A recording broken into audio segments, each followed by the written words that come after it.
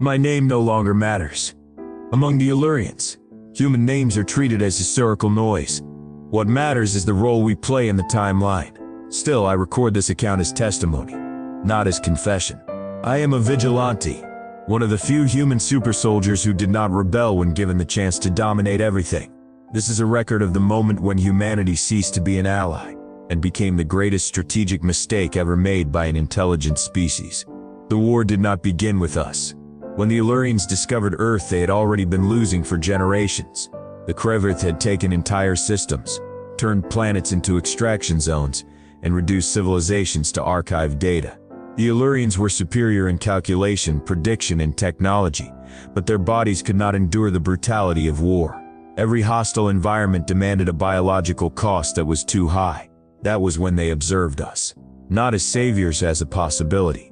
The Elurians studied everything: our unstable biology, our resistance to pain, our ability to learn under extreme stress. They discovered something we ourselves rarely admit: the human body is built to survive error. Where other species break, we adjust.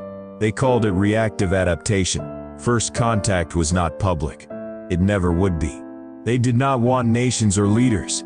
They wanted individuals already shaped by chaos. Soldiers, mercenaries, survivors from forgotten zones. People who would not ask why before acting. I was one of them. I was taken from Earth without warning, without glory, and without choice. When I awoke, I was inside an Elurian facility orbiting a dead system. That was where the tests began. No heroic speeches, no promises. The Ascendancy Protocol was not designed to create monsters. It was designed to create efficiency. Our bodies were subjected to variable environments, unstable gravity, corrosive atmospheres, simulated combat against multiple species. Elurian technology did not replace us. It amplified us, and we responded faster than any projection had predicted. Within a few cycles, humans were executing maneuvers Elurian troops could never sustain. Where they retreated to preserve life, we advanced to secure territory.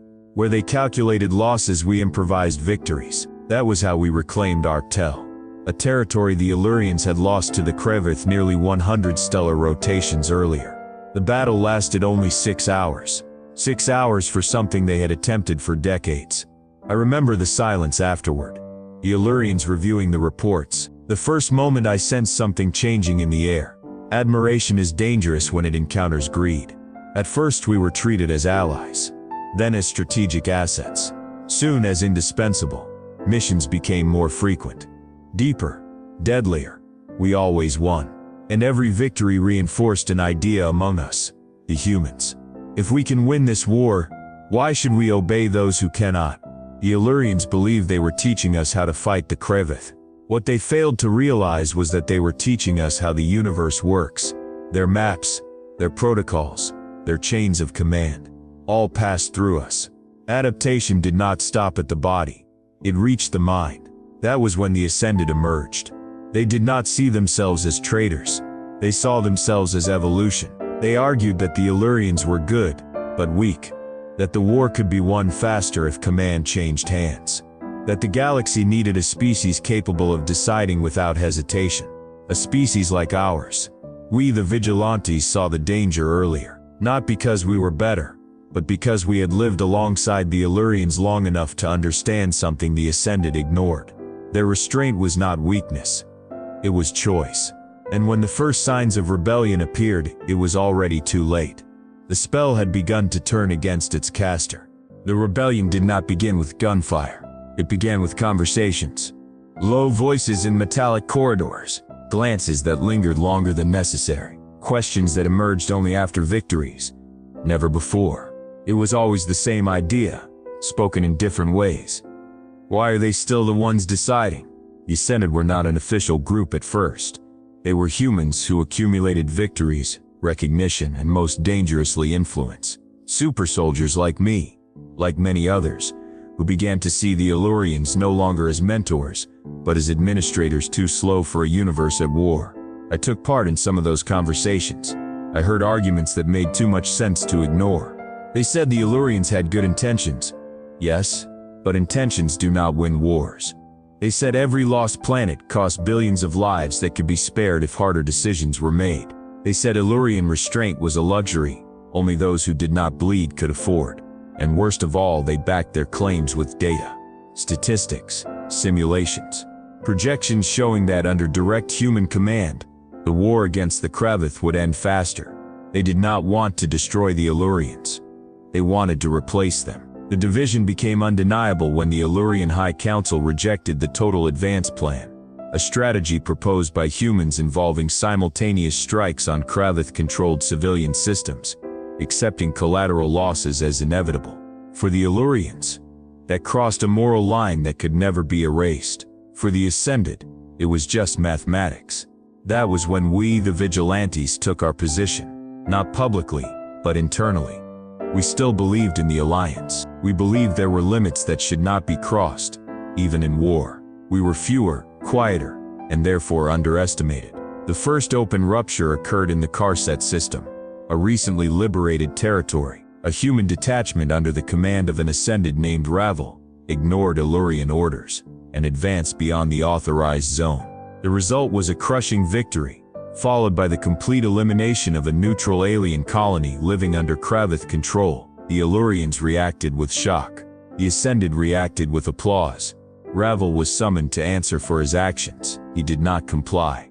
Instead, he transmitted a message to all enhanced human units, a short, direct speech, impossible to ignore. He spoke of power, of destiny, of humanity finally claiming the place it had always been denied in the universe. He said the Elurians created us to win, and now feared what they had created. That day, hundreds of Supersoldiers broke protocol. Bases were taken without shots fired. Elurian command systems were isolated, not out of hatred, but efficiency. It was a clean surgical coup, executed by minds that knew every flaw of the system they had helped build. When the first Elurian died by human hands, the axis of the universe shifted. I was there. I did not fight. I did not fire. But I saw a being who had saved us from extinction fall without understanding how gratitude had turned into a death sentence. I saw an expression the Elurians rarely displayed: absolute sorrow. In that moment, I understood something the Ascended never would. That war was not being won. It was being inherited. From that point on, it was no longer humans versus Cravath. It was humans versus the balance of the galaxy itself. And we, the Vigilantes, knew that if nothing was done, what would come next would be worse than any external enemy. The true war was only beginning. The galaxy was slow to understand what had happened. Great wars rarely begin with visible explosions. They begin when lines of authority cease to exist. After the silent coup carried out by the Ascended, the Elurians lost something they had never lost in millennia of conflict: moral control of the war. Their systems still functioned. Their fleets remained intact. But trust had been murdered. The Ascended did not declare independence. They declared necessity.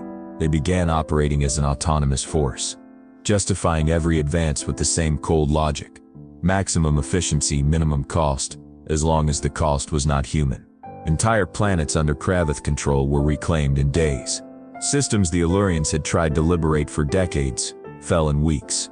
Human adaptability combined with alien technology created something the universe had never seen: soldiers capable of fighting in any environment, against any species, without hesitation. Victories piled up, and with them, arrogance. The Ascended began altering strategies without consultation. They ignored interspecies treaties. They classified entire civilizations as acceptable collateral. To them, any race that had cooperated, even under coercion, with the Cravath was disposable. I took part in the campaign of Narath 9, an ocean world where the war was supposed to be surgical. The Elurian plan called for isolation and rescue. The human plan called for selective annihilation.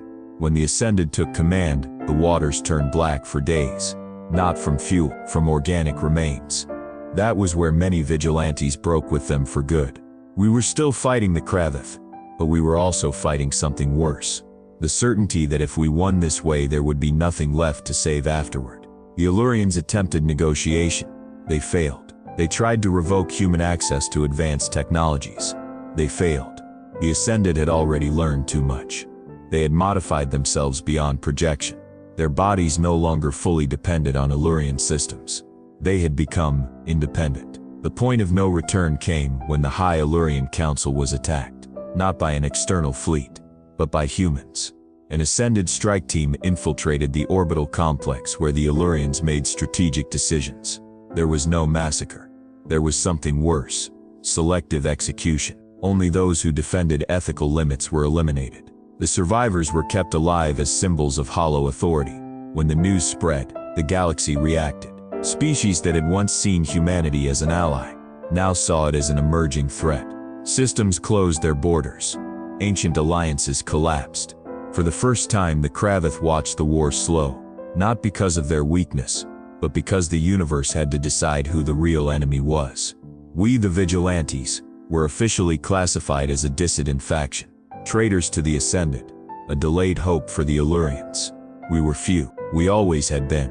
While the Ascended spoke of manifest destiny, we spoke of containment. While they saw the galaxy as territory to be conquered, we still saw it as something to be preserved, even if it was already broken. The war changed shape. It was no longer a clear line between species. It became an ideological war fought by super soldiers who had begun equal and ended unrecognizable. I watched former comrades become occupation generals. I saw humans assign value to entire worlds with the same detachment. An algorithm discards useless data. I heard the word survival used to justify anything. And at that point, it became clear to me, the Kravith were no longer winning the war. Humanity was. And that was exactly the problem. The Elurians had always believed that war had limits. That belief was what nearly led them to extinction. When it became clear that the Ascended had no intention of relinquishing control, nor accepting any moral restraint, what remained of the Elurian leadership made the most painful decision in their history: to remove humanity from the center of the war. Not out of revenge. Out of containment. They activated ancient protocols, designed not to win conflicts but to prevent civilizational collapse. Protocols that had never been used, because they assumed that an allied species could become the greatest threat within the system. The first effect was invisible and terrifying. Humans began reporting lapses of consciousness. They fell asleep in one place and woke up in another. Entire units awakened on planets different from those where they had gone to sleep. Human fleets were repositioned without warning, without transition, as if space itself had lost continuity. The Elurians had activated the spatial reorganization fields. To the Ascended, this was interpreted as ultimate betrayal. To us, the Vigilantes, it was confirmation that the conflict had passed every point of return. But soon we realized something worse. The displacements were not random. Humans were being concentrated, drawn closer together, gathered into specific combat zones, like pieces on an invisible board. It was as if someone, or something, was curating the war for observation. The Ascended understood far too quickly. They began using the displacements as a tactical advantage, turning improvised fields into arenas of annihilation. They knew that if they were gathered together, they could crush any localized resistance. Worse still, they began to suspect they were being watched. I was on Thalos Prime when this became undeniable. We woke in a valley that appeared on no map. Hundreds of human super soldiers, Ascended and Vigilantes mixed together, armed, disoriented. The sky was too clean, too silent, no visible fleet, no satellites. Then the transmission appeared. It was not language, it was presence, a collective sensation of being evaluated. Of every decision, every shot, every death being recorded. Not for military analysis, but for entertainment. The Elurians denied involvement when we managed to establish contact. They too were losing control of the fields. Something was interfering. Something ancient. Something that belonged neither to the war against the Kravith, nor to the human project. And in that moment, we understood an uncomfortable truth. The war had become a spectacle. The Ascended fought with greater ferocity, not for strategy, but for affirmation. Each victory seemed to feed something beyond the conflict, something that benefited from escalation. Chaos amplified human brutality. We, the Vigilantes, made the choice that would forever condemn us in the eyes of our own species. We turned openly against the Ascended. There was no clean battle, no speeches. There was direct collision between super soldiers who shared the same training, the same origin, and now, opposite visions of what survival truly meant. Meanwhile, the Elurians began silent evacuations of entire systems, not to save worlds, but to shrink the stage. The fewer the witnesses, the less nourishment for whatever was watching. The war, once galactic, began to contract, and for the first time since the beginning, I felt something worse than fear. I felt that we were no longer the protagonists, we were variables in a far greater experiment. The end did not come as a grand explosion. It came as a heavy silence, the kind that only exists after something irreversible has been decided. When the Vigilantes launched the final offensive, there were no illusions left. We were not fighting to save all of humanity. We were fighting to prevent it from becoming the next scourge of the galaxy. The Elurians gave us the final key, not a weapon, a limit. They activated the Ascension Termination Protocol, a safeguard designed at the very beginning of the human project, but never disclosed. A mechanism capable of permanently disabling the most aggressive super-soldier modifications, at the cost of making any future attempt at human expansion irreversible. It was a cruel choice, and a necessary one. The final battle took place in the Helior system, where the Ascended had concentrated their forces for a decisive strike against the remaining Elurian strongholds. Space itself was distorted by the reorganization fields. There were no clear lines, only fragments of reality colliding. When the protocol was activated, the Ascended felt it first. Their reflexes failed for microseconds. Enough time for something essential to be lost. Perfect strategies began to collapse. Absolute coordination turned into confusion. For the first time, they were no longer adapted to the environment. We were. The fighting was brutal, not because we wanted it to be, but because we knew every one of their weaknesses. Every impulse, every flaw born from absolute certainty of superiority. I faced soldiers who had trained beside me, who believed they were doing the right thing, while destroying everything around them. Ravel fell in the core of Helior Station. He did not beg. He did not repent. He simply told me, with the last trace of pride he had left, they never would have won without us. He may have been right, and that may have been the problem from the very beginning. With the fall of the Ascended, the Kravith retreated, not in total defeat, but because the war had changed too much. The spectacle had lost its appeal. The observer, whatever it was, withdrew when brutality stopped escalating. The galaxy survived. Humanity was contained. The Elurians publicly assumed responsibility for the human project, not as masters, as reluctant jailers. Earth was isolated. Human systems were placed under permanent surveillance. No expansion. No interstellar fleets. No new ascension programs. Ordinary humans never learned the full truth. They only knew that the war had ended, that the universe was dangerous, that we were not yet ready, and perhaps never would be. We, the Vigilantes, were erased from official records. To history, we never existed. To the Elurians, we are silent guardians of a boundary that must never be crossed again. I remain active, not as a hero, not as a savior, but as a witness, because the greatest lesson of this war was not about aliens, nor technology, nor external enemies. It was about us. When humanity was given enough power to shape the galaxy, it chose to shape it in its own image. And that nearly cost everything. The galaxy remains at war. It always will, but now there is one certainty etched into the deepest Elurian archives. If humanity is ever called upon to save the universe again, someone will need to save it from humanity first. And we will be waiting.